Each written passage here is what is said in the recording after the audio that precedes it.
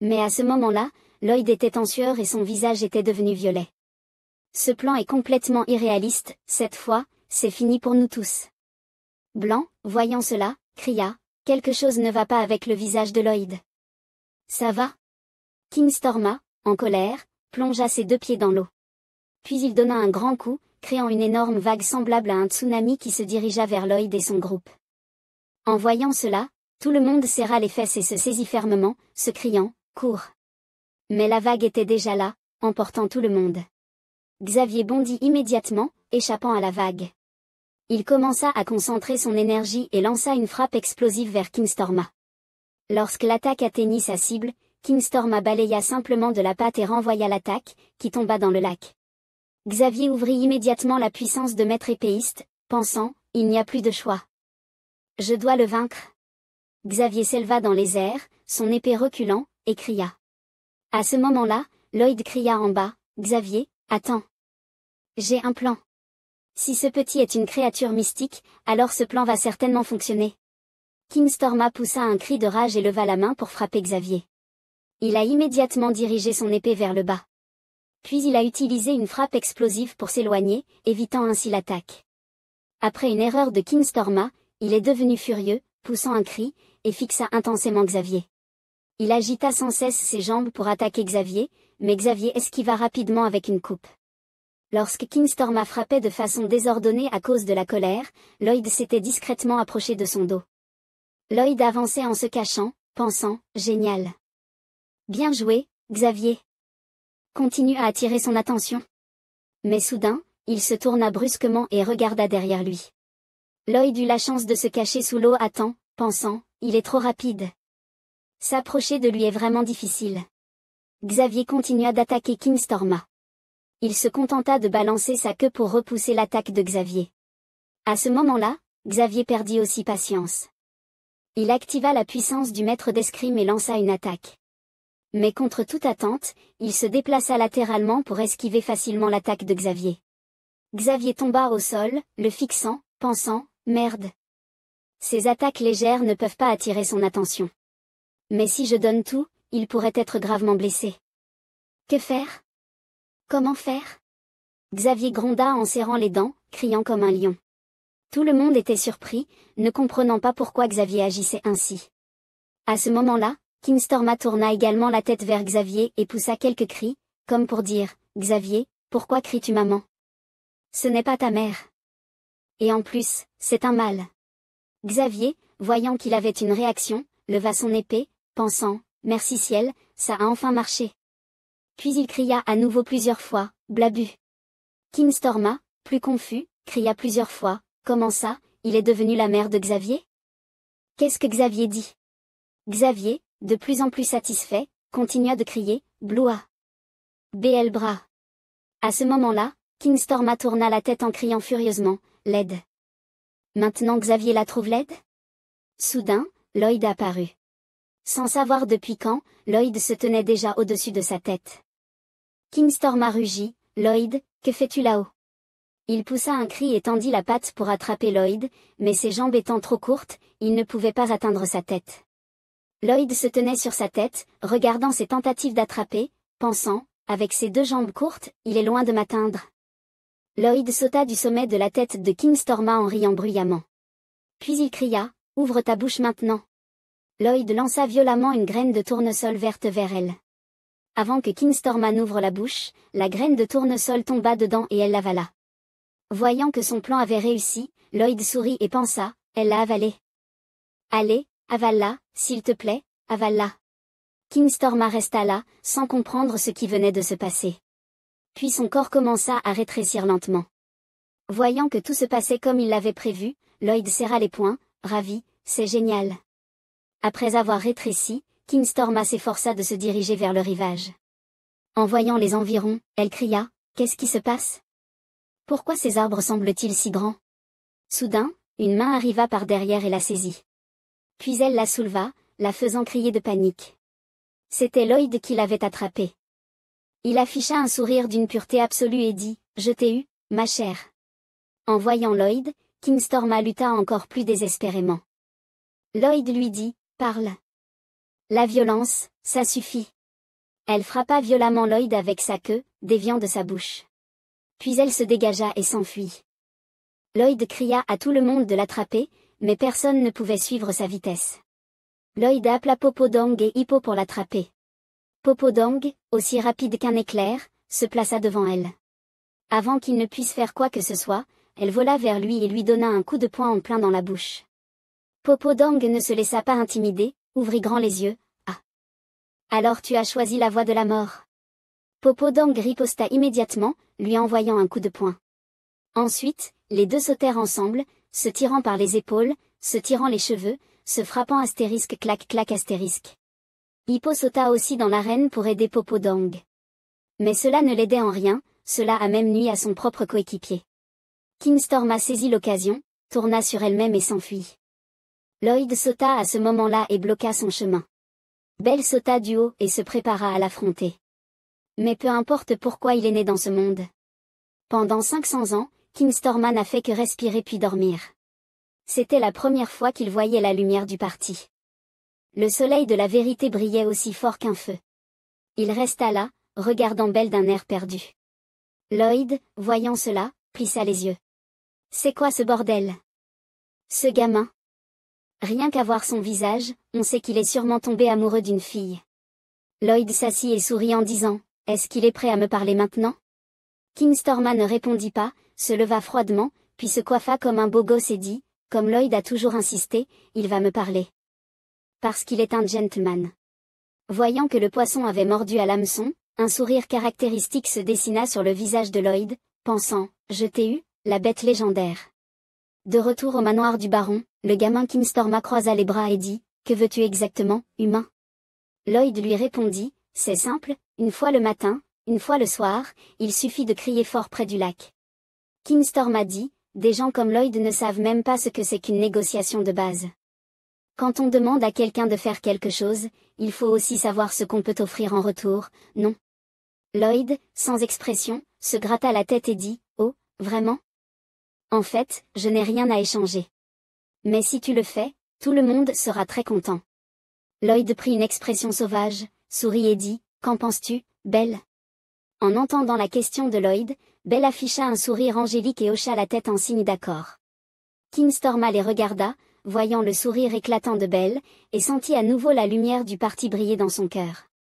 Il n'y pensa pas trop et accepta de faire un marché avec Lloyd. En l'entendant accepter, Lloyd tendit la main et dit, oh, quel gentleman généreux. Mais intérieurement, Lloyd afficha une expression astérisque méchante astérisque et pensa, ce serviteur innocent, je vais bien te manipuler. Ben n'a même pas une once de sentiment pour toi. Il donna à Kingstorma un surnom, toujours célibataire. Dis-lui bonjour. Tu ne réussiras jamais à sortir avec quelqu'un. Jamais. En pensant furieusement, Lloyd s'arrêta soudainement et se souvint, mais moi aussi. Je n'ai jamais eu de rendez-vous. Ce truc, je l'utilisais juste pour uriner, il ne sert à rien. Et la toile d'araignée va bientôt m'engloutir. Lloyd se dirigea vers Kingstorma. Puis il la prit dans ses bras, pensant, nous sommes des gens éternellement célibataires. Je jure que je suis fidèle par nature, donc je suis toujours célibataire. Kingstorma ne comprenait pas ce qui se passait, pensant, qu'est-ce qui ne va pas chez ce gars? Mais, quel est ce sentiment chaleureux? Deux cœurs solitaires battant en synchronisation? Deux jeunes hommes condamnés à vivre seuls qui se sont enfin trouvés. La règle est, seuls les mâles peuvent apporter le bonheur l'un à l'autre. Les yeux de Lloyd brillaient, et il demanda à Kingstorma, est-ce que je peux t'appeler Bibéom à partir de maintenant? Kingstorma détourna timidement le regard et dit, peu importe comment tu m'appelles, grand frère. Soudain, quelqu'un entra précipitamment, disant, jeune maître. Lloyd leva les yeux et dit, qu'y a-t-il, sergent Greg? On ne l'a pas envoyé au clan Iron Steel? Que fait-il ici? Greg s'écria paniqué, sur le chemin, ils ont rencontré un ORC qui se dirige vers notre domaine. Il vient demander des renforts. Leur clan a déjà été attaqué par Megalania. La scène change pour le clan Iron Steel, où quelques Megalania ont envahi le clan. Plusieurs guerriers Zor étaient en retraite, criant, la troisième barrière a été franchie. Ne paniquez pas. Gardez la formation. Le chef du clan cria tout en chargeant. Il brandissait une paire de doubles épées et sauta pour attaquer un Megalania. Il balança ses épées et frappa violemment la tête du Megalania. Mais ce coup était aussi inefficace qu'une piqûre de moustique sur de l'acier, il n'a même pas fait une égratignure. Voyant cela, le chef du clan était choqué et perdu. Le Megalania inclina son corps et balança sa queue. La queue frappa violemment le chef du clan. Heureusement, il leva ses épées à temps pour parer le coup. Mais la force de la queue était trop grande. Elle projeta le chef du clan dans les airs, le faisant s'écraser violemment au sol. Les guerriers du clan, voyant leur chef blessé, coururent précipitamment vers lui. Il lança un regard furieux et cria, « Continuez à vous battre. Notre puissant clan d'or ne se rendra jamais. » Changement de scène vers Lloyd. En entendant que le clan Iron Steel était attaqué, Lloyd ordonna immédiatement, « Prévenez Monsieur Blanc, rassemblez tous les chevaliers blancs à l'entrée du village. » Greg, après avoir entendu l'ordre, répondit, « Mais même s'ils y vont maintenant, il sera peut-être trop tard. » Lloyd regarda Bibéom et dit, « J'ai un plan. Va vite. » Lloyd partit en courant, et Xavier arriva à ce moment-là. En courant, Lloyd dit, « Nous devons aller vite. C'est notre chance unique. » Xavier ne comprenait pas et demanda, « Que veut dire Lloyd? Quelle chance? » Un visage sombre apparut, et Lloyd sourit en disant, « Pour arrêter le flot de monstres dominos, il est temps de contre-attaquer. » Lloyd donna à Bibéom une graine de tournesol rouge à manger. Dehors, les villageois étaient stupéfaits en voyant le spectacle effrayant. Un castor gigantesque, aussi grand qu'une montagne, vola au-dessus de leur tête. Lloyd se tenait sur Bibéom et cria, « Allons-y, Bibéom, donne tout ce que tu as, et prends le cœur de Belle. » En entendant qu'il devait gagner l'affection de la fille, la force de Bibéom augmenta de 200%. Après avoir volé pendant un moment, Bibéom atterrit sur une colline, la forêt en dessous étant détruite. Puis il redécolla et fit un grand bond. Quelques chevaliers à cheval sur Bibéom, en raison de la vitesse élevée, avaient du mal à le tenir. Bibéom avançait rapidement et entra bientôt dans la zone frontalière du clan ORC. Il bondit à nouveau et s'enfonça dans le désert. Du côté du clan ORC, un Megalania rugissait furieusement. Les guerriers or ne montraient aucune peur, brandissant leurs armes et chargeant pour se battre aux côtés du chef du clan. Soudain, Bibéom apparut dans le ciel. Il atterrit devant les membres du clan ORC, divisant ainsi le champ de bataille en deux parties. Le chef du clan était tellement surpris qu'il ne comprenait pas ce qui se passait. Bibéom fixait froidement plusieurs Megalania. Comparée à d'autres choses, bien que les Megalania soient gigantesques, elles n'étaient que quelques cafards face à Bibéom. À ce moment-là, Lloyd se leva et dit, « Dis-le avec tes yeux, enfonce-le dans leur cœur. Dis à tes amis monstres que s'ils vont vers l'ouest, ils ne trouveront pas de proie. Parce que nous sommes les chasseurs, et eux sont les proies. » À ce moment, le visage de Lloyd était sombre, rempli d'une aura de mort. Les Megalania, en voyant Bibéom, paniquèrent. Bibéom donna un coup de pied, frappant plusieurs Megalania. Bibéom attaqua avec une vitesse fulgurante, frappant plusieurs Megalania de ses pieds. Puis il les jeta en l'air. Les Megalania furent propulsés comme des fusées. Puis elles tombèrent violemment, détruisant une grande partie de la forêt. Après avoir accompli cela, Bibéom rétrécit et retrouva sa taille initiale. Il se retourna et regarda Belle. Belle agita joyeusement sa queue et sourit, ce qui rendit Bibéom un peu gêné. Finalement, il réussit à montrer sa performance devant elle. À ce moment, Blanc s'approcha et remercia Lloyd de les avoir appelés ici, mais il pensait que Lloyd n'avait pas besoin de leur aide, n'est-ce pas? Lloyd sourit et répondit, « Pourquoi faire venir ces précieuses forces humaines pour cela? Non, vous avez des choses plus importantes à faire. » À ce moment, le chef du clan s'approcha aussi, et Lloyd lui demanda s'il était blessé. Le chef du clan dit qu'ils ne sont plus les alliés de Lloyd.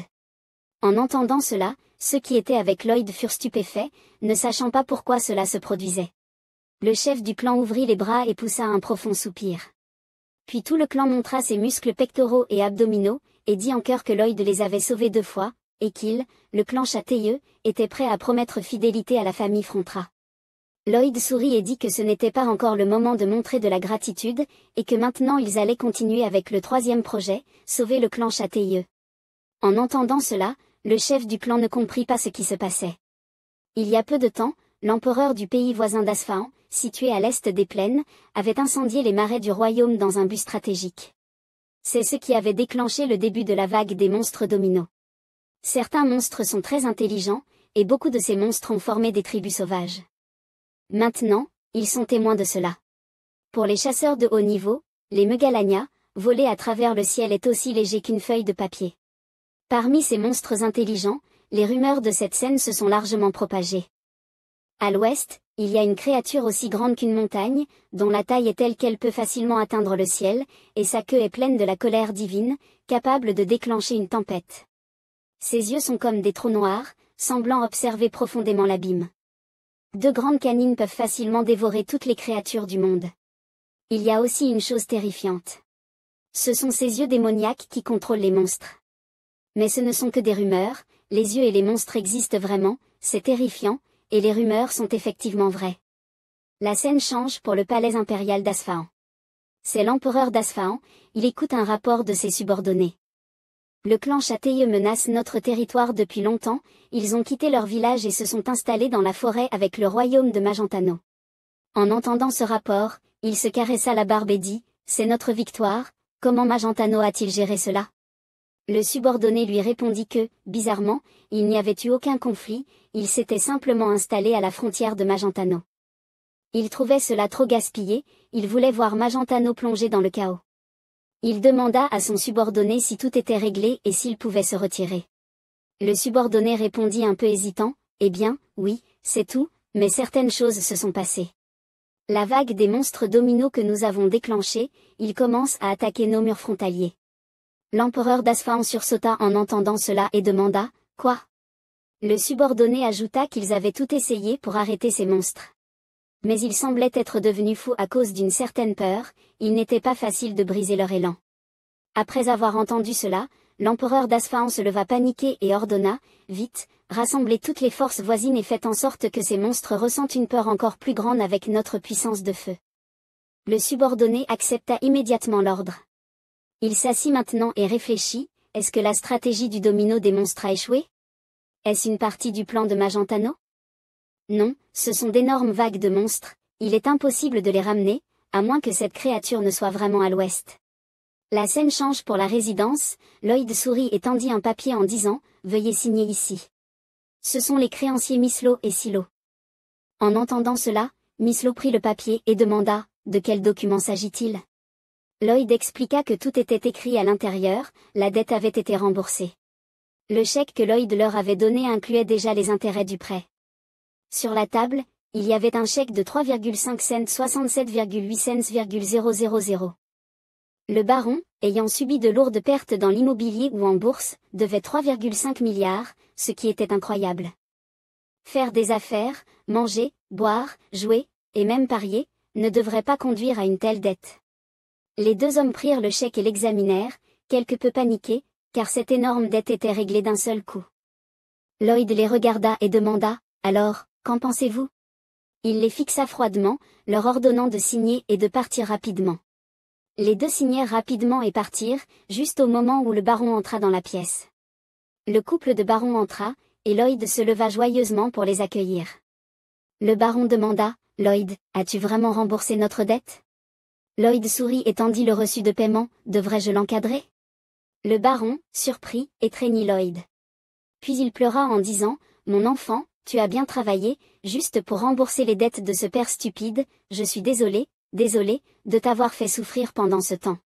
Je ne sais pas si je mérite encore d'être un père. » Dans les yeux de Lloyd, une lueur de tristesse apparut, il repoussa le baron et le regarda en disant, « Père, m'aimes-tu » Le baron, les larmes aux yeux, dit, « Mon enfant, que dis-tu » ? « Bien sûr que je t'aime, mon fils. » Après cela, Lloyd resta silencieux, pensif. Puis il sourit et dit, « Alors, père, qu'est-ce qu'il faut pour que tu sois mon père ?» Le système annonça soudainement, « Vous avez obtenu un nouvel accomplissement. Premier, sortir de la situation de la dette. Zone d'attributs, toute la région de Cromona. Durée des attributs, permanente. Exigence en CP, 2. Effet des attributs, obtenir la meilleure crédibilité économique, les taux d'intérêt les plus bas et les meilleures conditions. » Après avoir traversé des jours difficiles et orageux, le domaine de Frontra retrouva sa tranquillité. Lloyd marcha seul dans le couloir du domaine. Ravière s'approcha pour rapporter à Lloyd que le clan Châteyeux avait terminé sa migration vers les montagnes de l'Est. Lloyd répondit en disant, « Bien joué.